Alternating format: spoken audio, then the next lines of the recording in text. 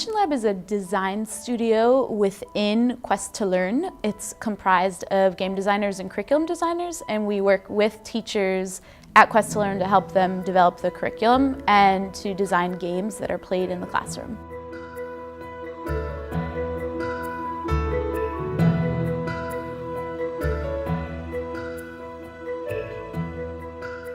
Part of what we do is to identify pieces of content that students tend to have trouble learning or picking up.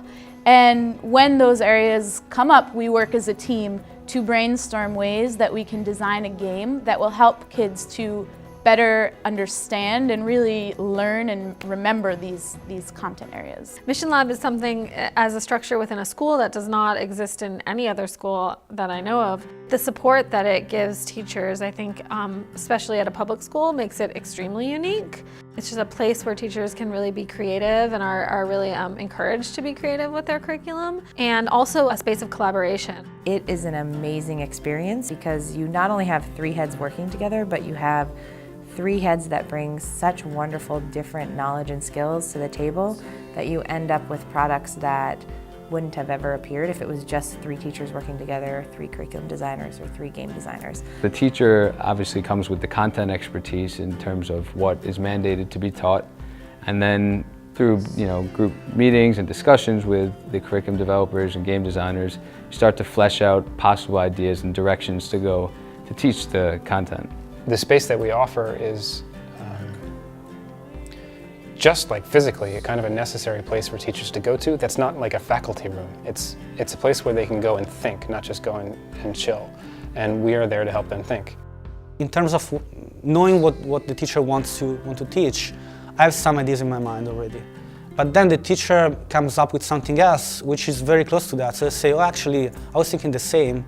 So when I see that connection happening, like we are almost on the same wavelength, then I see, oh, we should at least try to prototype this idea and see what happens. When the collaboration works, it's more successful in the classroom because the teacher feels ownership over it. You see kids excited. They're jumping out of their seats, they're yelling, they're talking about triangles and Pythagorean theorem, and you can just see the energy in the classroom.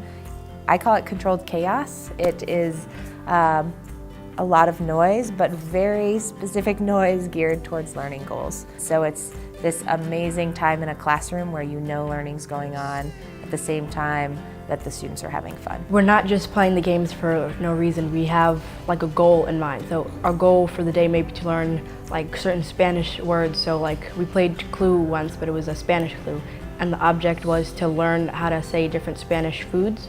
So by playing the game, we were able to pick up the language and speak it by the end of the class.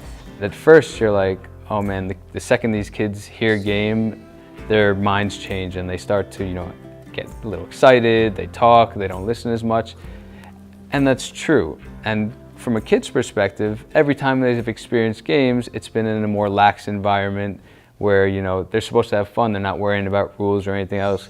So as the teacher, it's your job to present the game in such a way that, yeah, we're having fun, we're learning, but at the same time, although you're enjoying this game, you're still in a classroom, and the ultimate goal is not only to have fun, but to learn what we're trying to teach you. One of the things that gives games so much power in teaching kids is that games really encourage you to just keep trying. This seems like a perfect fit with when you're teaching kids, to teach them in a safe environment and encourage them to just try without fearing failure.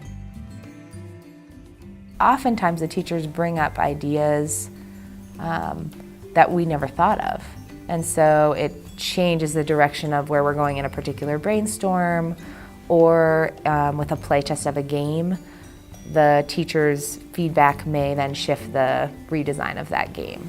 One block, you need to touch that with one of your units or variables.